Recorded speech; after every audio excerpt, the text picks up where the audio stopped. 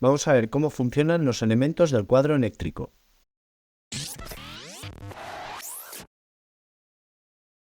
En primer lugar, vamos a ver un diferencial. Este es el diferencial, con su botón de test para verificar que funciona correctamente.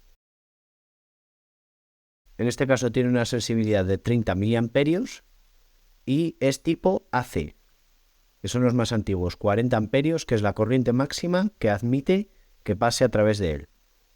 Bien, el diferencial nos protege ante descargas eléctricas, que toquemos una chapa y nos dé alguna descarga. ¿Cómo funciona esto? Pues en primer lugar, lo que tiene en su interior es un toroide o un anillo toroidal.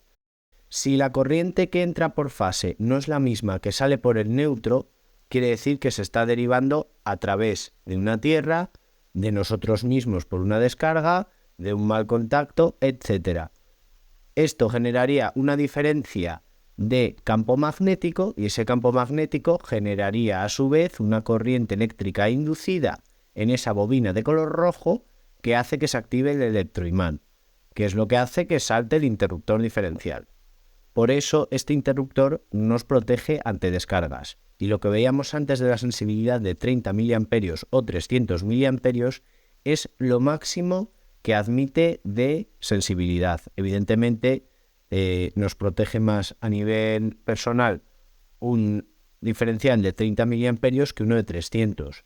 Bien, esto que tenemos aquí es un interruptor magnetotérmico, o el chivato que se llama en muchos sitios y se llamaba antiguamente. En este caso es el interruptor de control de potencia que instalaban antes las compañías eléctricas en función de lo que tenías contratado.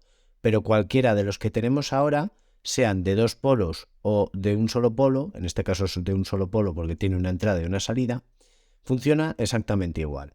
El funcionamiento es el siguiente. Tiene una entrada de corriente y una salida de corriente. En esta a la entrada de corriente tiene una lámina térmica. ¿Qué quiere decir esta lámina térmica? Pues bien, que cuando ésta adquiere cierta temperatura se dilata y hace que se desactiven o se desconecten los contactos. Es decir, salta el interruptor, desconecta la corriente.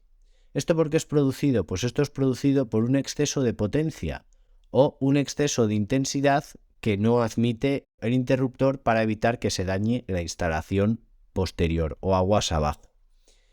En el caso de que hubiese un cortocircuito, el que entraría en funcionamiento sería ese electroimán, porque la entrada de corriente y la salida de corriente sería tal que activaría esa bobina generando un campo magnético que se uniesen esas dos piezas y se soltase la chapa que hace que haya contacto entre los cables o entre la entrada y salida de corriente. Por lo tanto, de nuevo se desactivaría el interruptor y se cortaría la corriente.